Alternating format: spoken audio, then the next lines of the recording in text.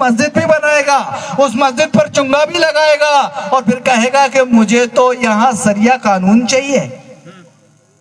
फिर आप ये कहेंगे कि नहीं भैया वो हम लोगों को तो ऐसी इससे कोई आपत्ति नहीं थी, आज तो ये इतनी बात करने लगा है। करेगा।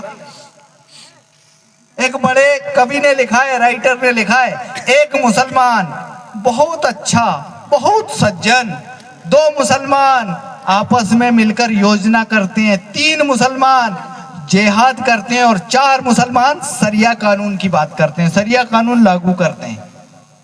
एक ईसाई सेवा भावी, दो ईसाई मिलेंगे सेवा की और शिक्षा की और स्वास्थ्य की योजना करेंगे, तीन ईसाई मिलेंगे तो मिशन खड़ा करेंगे और चार ईसाई मिल जाएंगे तो एम्पायर खड़ा कर लेंगे।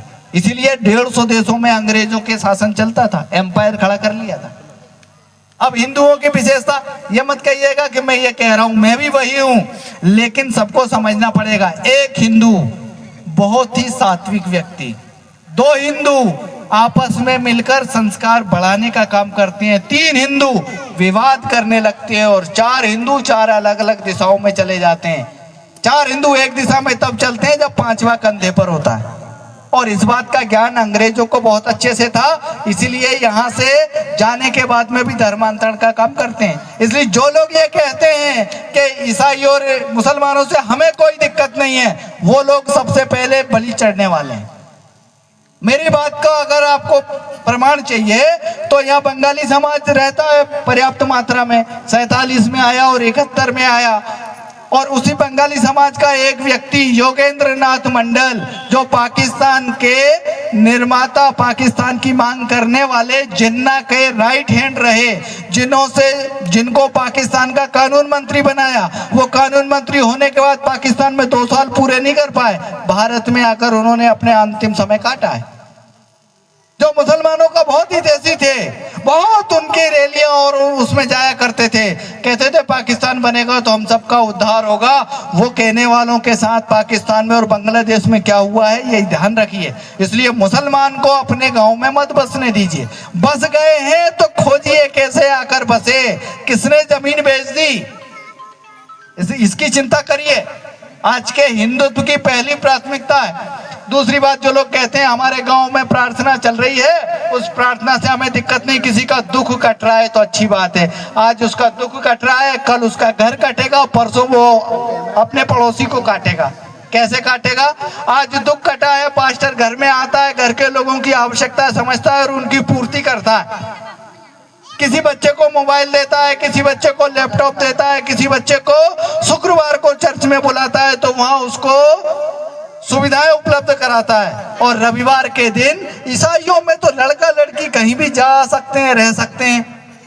इसलिए सारे लड़का लड़की मिलकर प्रतिदिन, दुनिया में एक ही दिन वैलेंटाइन डे आता है पर वहां चर्च में रोज मनाया जाता है, इसलिए लड़के लड़कियों को अलग से बुलाया जाता है।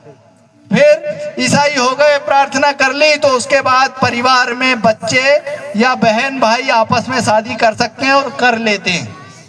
तो जब उनकी शादी संस्कार के काम में हमारे बच्चे, हमारा परिवार जाएगा तो संस्कार तो फैलेगा, तो वो अपने पड़ोसी को भी काटने वाला है। जो लोग ये कह रहे थे नहीं मुझे दिक्कत नहीं है, उन्हीं लोगों के लिए फिर समस्याएं खड़ी होने लगेंगी, क्योंकि वो अपने घर में जब आप लोग सो रहे होंगे 10 बजे रात को डपली बजाकर वंदना प्रार्थना करेगा, डपली बजाएगा माइक पर, फिर आप उसे जाकर नहीं रोक सकते। फिर वो आकर आपको संदेश देगा कि इस क्रिसमस को सद्भावना के साथ मनाना है, आप भी आकर क्रिसमस मनाइए। लेकिन होली पर वो कहेगा नहीं नहीं, ये होली जलाने से धुआं होता है, धुएं से प्रकृति का नुकसान हो रहा है। फिर वो आपको कहेगा नहीं नहीं, दीपावली पर ये पूजन करने से, फटाके फोड़ने से जंतुओं को नुकसान हो रहा है, वो पशु पक्षी डर जाते हैं फटाके से, इसको चलाना बंद कर दीजिए। ऐसा अवैज्ञानिक कारण बताकर आपके रास्ते का रोड़ा बनना प्रारंभ होगा और फिर धीरे धीरे आपके बच्चों को प्रार्थना, वंदना सब में लेकर जाने लगेगा। ये सारी चीजें जब होंगी तो आपके लिए समस्या खड़ी होगी। फिर उस गांव के अंदर आप अपने संस्कार का पालन नहीं कर सकते, इसीलिए बस्तर उबल रहा है। बस्तर के और सरगुजा के धर्मांतरण में एक अंतर है। बस्तर में पड़ोसी धर्मांतरित होता है हुआ है। सरगुजा में घर का पता है कि पता ही नहीं चलता कौन किस जाति का है। अरे मेरी जितनी उम्र हो गई उत तक मैंने सुना है 7 जातियां हैं, इससे ज्यादा जाति नहीं है, 7 ही जाति हैं। लेकिन मैं जिन जातियों का आपको बता रहा हूं उन जातियों के विषय में समझ लीजिए कि मुसलमानों में 72 जातियां हैं और ईसाइयों में 13 जातियां हैं, और 13 जातियों के लोग भारत में रहकर और हिंदू समाज को जातिवादी बताते हैं। हमारा हिंदू समाज कितना बड़ा है कि रविदास जी को भी अपना महापुरुष मानते हैं, पूजते हैं, कबीरदास जी को भी मानते हैं, और इन दोनों ने समाज जागरण का ही काम किया। इन दोनों के गुरु कौन थे? तो इन दोनों के गुरु भी शंकराचार्य थे। इसलिए हमारे यहाँ जाति पाति नहीं है। रविदास जी ने तो पशुओं में भी ईश्वर के दर्शन किए। अगर कुत्ता रोटी उठाकर लेकर गए तो उसके पीछे घी की कटोरी लेकर दौड़ते हैं, कहते हैं कम से कम भगवान रोटी पर घी तो लगाकर खाइए, सूखी कैसे खाएंगे। वो इतना उच्च गुणवत्ता वाले समाज को आज क्या लांछन लगाया जा रहा? जातिवादी हैं। ऐसा बोलने वाले लोग हमारे समाज को तोड़ने का काम कर रहे हैं। एक षड्यंत्र और चल रहा है, पंजाब में भी चल रहा है और भारत में भी चल रहा है। बच्चों को सांता क्लॉज बनाते हैं, सांता बनाकर भेजते हैं, लाल टोपी बनाकर, और जो बच्चा 4 साल 6 साल 10 साल का है उसको दाढ़ी लगाकर 80 साल का बना देते हैं। अरे बच्चों को सांता कुछ मत बनाइए। भारत संतों का देश है, सांता का देश नहीं है। और सांता खुशियां देने नहीं आया, धर्मांतरण करने आया है। अगर बच्चों को बनाना है तो गुरु गोविंद सिंह जी के चारों बच्चे जैसे बनाइए, अजीत सिंह, जोरावर सिंह, जुझार सिंह, फतेह सिंह, जिन्होंने छोटी सी छोटी उम्र में इस धर्म की रक्षा के लिए अपना बलिदान दे दिया। 9 वर्ष का फतेह सिंह क्या होगा, क्या सोचता होगा? आज का 9 वर्ष का बालक टॉफी खाता है, लेकिन वो 9 वर्ष का बालक क्या कहता है? धर्म नहीं बदलूंगा, चाहे शीश दे दूंगा, गर्दन कट जाएगी। 11 वर्ष का जुझार सिंह इसलिए रोता है कि दुनिया में जन्म मैंने पहले लिया, लेकिन धर्म के लिए काम मेरा छोटा भाई पहले आ रहा है, बलिदान मेरे छोटे भाई का पहले हो रहा है। क्योंकि दीवार चुन रहे थे, वो दीवार छोटे के मुंह के आगे पहले आ रही थी। सोचिए उस पिता की क्या स्थिति होगी जिसकी बड़ी 24 सिख सैनिक थे और 24 ने 20,000 की सेना को नष्ट किया, और सबसे पहला बलिदान अजीत सिंह का लगा।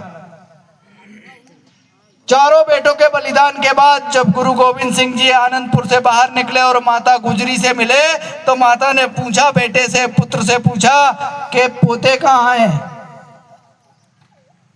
तब जो गुरु गोविंद सिंह जी ने कहा वो बहुत महत्वपूर्ण है। उन्होंने क्या कहा? उन्होंने कहा, आएगा, आवाज आएगा, आप धैर्य से सुनेंगे तो आएगा। उन्होंने कहा, इन पुत्रन के शीश पर वार दिए सुत 4 मुया तो क्या भया, जीवत कई हजार। खाना वाना ठीक कैसे होता है? तो एक छोटी सी व्यवस्था है, उसको कहते हैं कुटुंब प्रबोधन। हमारे यहाँ परिवार का प्रबोधन आवश्यक है। आज हमारे परिवार में ईसाइयत भी प्रवेश कर गई है और इस्लाम भी कर गया है, बुरा मत मानिएगा। आज हमारी बहन बेटियां रंगोली बनाती तो उस पे लिखती हैं